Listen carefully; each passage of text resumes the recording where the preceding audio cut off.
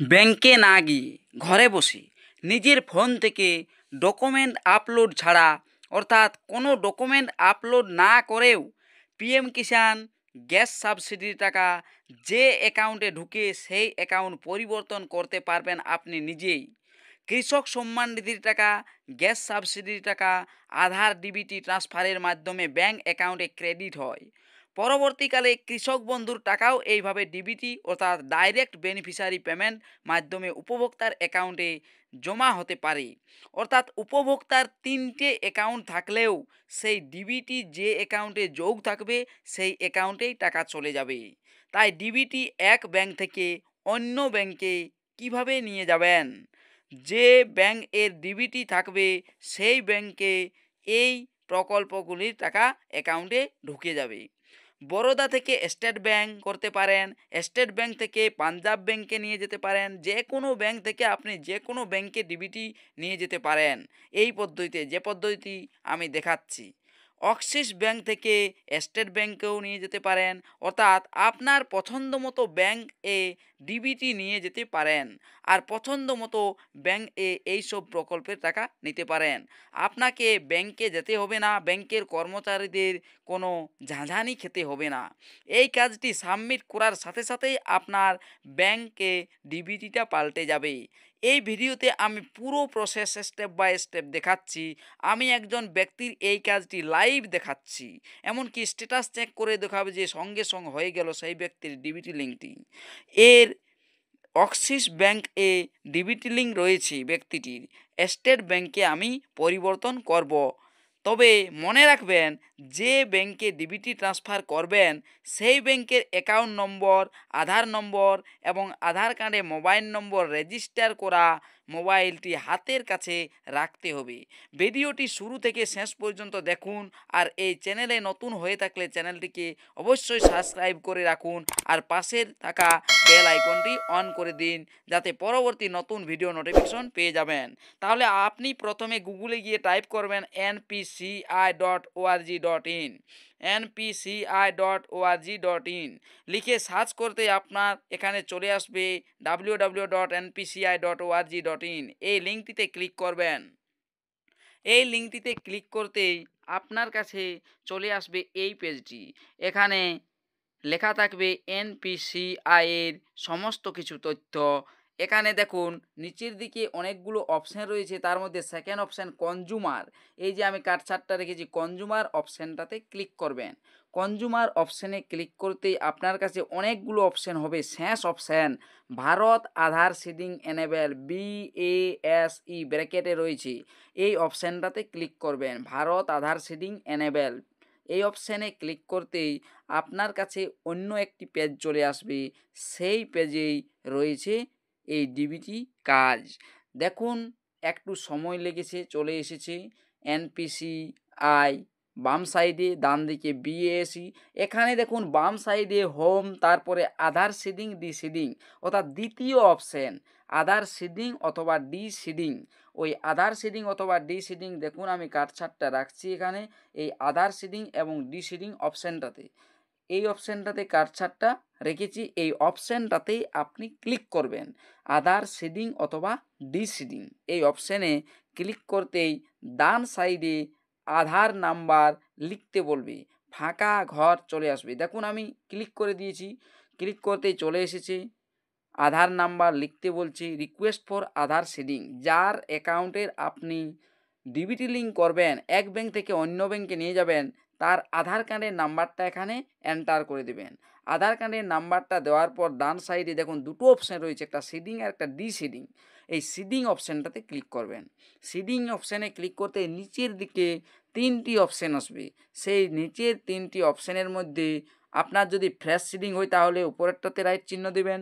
দ্বিতীয়টা bank moment কি না, সেম ব্যাংক, এক ব্যাংক থেকে অন্য ব্যাংক নয়, এক ব্যাংক যে এক ব্যাংকে একটি অ্যাকাউন্ট রয়েছে, ওই ব্যাংকে আরও যদি অ্যাকাউন্ট থাকে তাহলে সেই ব্যাংকে নিয়ে গেলে দ্বিতীয়টা।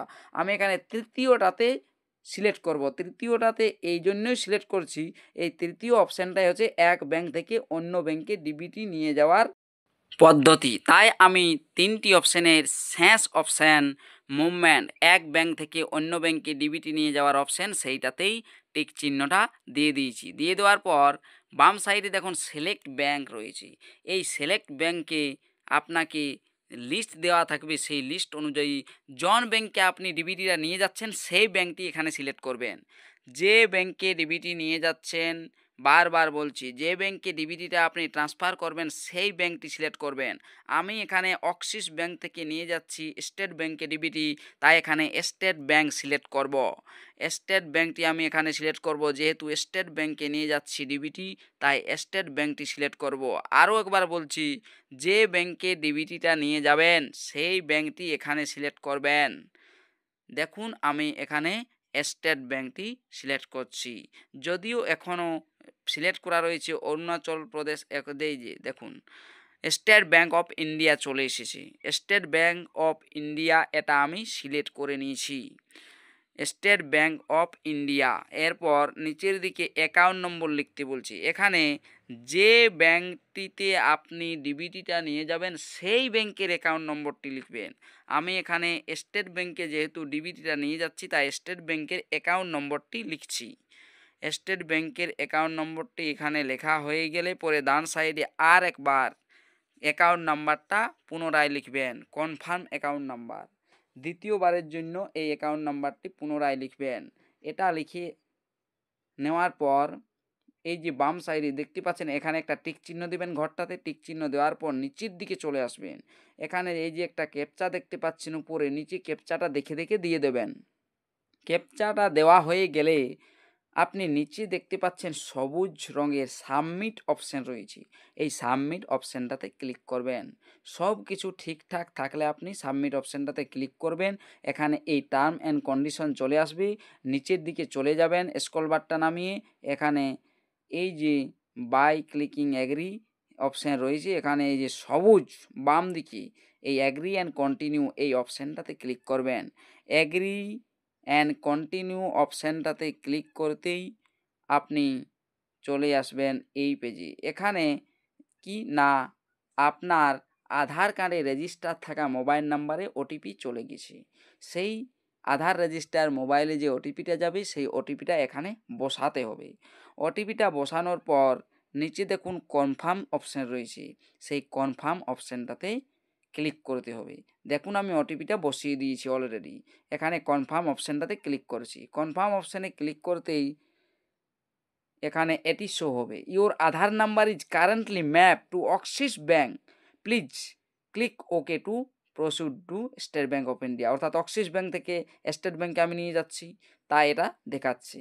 এখানে বাম সাইডে এই কনফার্ম অপশান রয়েছে, এই কনফার্ম অপশানটাতেই ক্লিক করবেন। কনফার্ম অপশানে ক্লিক করতেই আপনার কাছে এই পেজটি চলে আসবে। Aadhaar seeding is in pending status, kindly check after some time your reference number. যদিও এখনও আধার সিডিং পেন্ডিং লিখছে, কিন্তু সঙ্গে সঙ্গে হয়ে যাবে আধার ডিবিটি লিঙ্ক বা অ্যাকাউন্ট পরিবর্তন।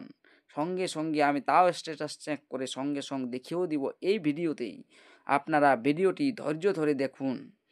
দেখুন ওই যে প্রসেসিং হচ্ছে, প্রসেসিং হবে, সেই সময় আপনারা অযথা কেটে দিবেন না পেজ, আর বেঁকেও চলে যাবেন না, না হলে কিন্তু ভুল হয়ে যেতে পারে।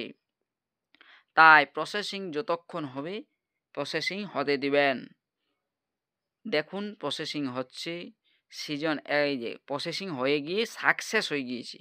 আধার সিডিং অথবা ডিসিডিং, নিচে দেখুন স্ট্যাটাস দেখাচ্ছে কি না সাকসেস, অর্থাৎ ডিবিটি ট্রান্সফার হয়ে গেছে অন্য ব্যাংকে। যে ব্যাংকে ছিল এখানে লিখছে রেজাল্টটা কি না ইওর আধার এত successfully reseeded from Axis bank to, অর্থাৎ অক্সিস ব্যাংক থেকে স্টেট ব্যাংকে ওই যে অ্যাকাউন্ট নাম্বারটা দিয়ে দিয়েছে, হয়ে গিয়েছে ডিবিটি ট্রান্সফার। এখানে অ্যালার্ট দেখায় যদি ওকে, ওকে অপশানে দিবেন। এরপর এটাতে আমি চেক করছি যে আমার ডিবিটি লিঙ্কটা হলো কি না, সঙ্গে সঙ্গ ডিবিটি লিঙ্কটা সঙ্গে সঙ্গ হলো কি না। অর্থাৎ আমি এই কাজটি করছি 7/6/2025, অর্থাৎ 2025 সালের 7ই জুন। দেখুন আমি যে ডিবিটি লিঙ্কটা করছি সেটা চেক করার জন্য বাম সাইডে যে আধার ম্যাপ বাম সাইডে দেখুন 4 নম্বর অপশান আধার ম্যাপ অপশানটাতে ক্লিক করবেন। আধার ম্যাপ অপশানে ক্লিক করতে এখানে আধার নাম্বার লিখতে বলবি। যে আধার নাম্বারটা লিখে আপনি ডিবিটি লিঙ্কটা সরালেন, মানে অন্য ব্যাংকে নিয়ে গেলেন, সেই আধার নাম্বারটা এখানে এন্টার করে দেবেন। এন্টার করার পর নিচে দেখুন ক্যাপচা দেখা যাচ্ছে, সেই ক্যাপচাটা নিচের ফাঁকা ঘরটাতে লিখে দেবেন। ক্যাপচাটা লিখে দিলে পরেই নিচে দেখুন চেক স্ট্যাটাস অপশান রয়েছে, সেই চেক স্ট্যাটাস অপশানটাতে ক্লিক করতে হবে। চেক স্ট্যাটাস অপশানটাতে আমি ক্লিক করে দিলাম। চেক স্ট্যাটাস অপশানে ক্লিক করতেই আধার কার্ডে রেজিস্টার থাকা মোবাইল নম্বরে আবারও ওটিপি চলে যাবে। সেই ওটিপিটাই এখানে আপনাকে পুনরায় দিতে হবে। ওটিপিটা দিলেই আপনি বুঝতে পারবেন যে আপনি যে করলেন ডিবিটি ট্রান্সফার, সেই ডিবিটি ট্রান্সফারটা অক্সিস ব্যাংকে যেটা ছিল সেটা এক্সটেট ব্যাংকে এলো কি না সেটা জানতে পারবেন। দেখুন আমি এখানে ওটিপিটা দিয়ে দিচ্ছি। ওটিপিটা দিয়ে পরে যে কনফার্ম অপশান রয়েছে সেটাতে ক্লিক করেছি। কনফার্ম অপশানে ক্লিক করতেই এখানে চলে আসবে সেই স্ট্যাটাসটি। দেখুন চলে এসেছে Aadhaar number, mapping status enable for DBT, bank name দেখুন স্টেট ব্যাঙ্ক অফ ইন্ডিয়া, আর লাস্ট আপডেট ডেট কবে 7/6/2025 দেখতে পাচ্ছেন 7/6/2025। আর এখানে ম্যান্ডেট ডেটও লেখা আছে 7 জুন 2025 দেখতে পাচ্ছেন। সঙ্গে সঙ্গে আধার ডিবিটি লিঙ্ক ট্রান্সফার হয়ে গেল অন্য ব্যাংকে। ভিডিওটি শেষ পর্যন্ত দেখার জন্য অসংখ্য ধন্যবাদ। ভালো লাগলে লাইক কমেন্ট শেয়ার করবেন।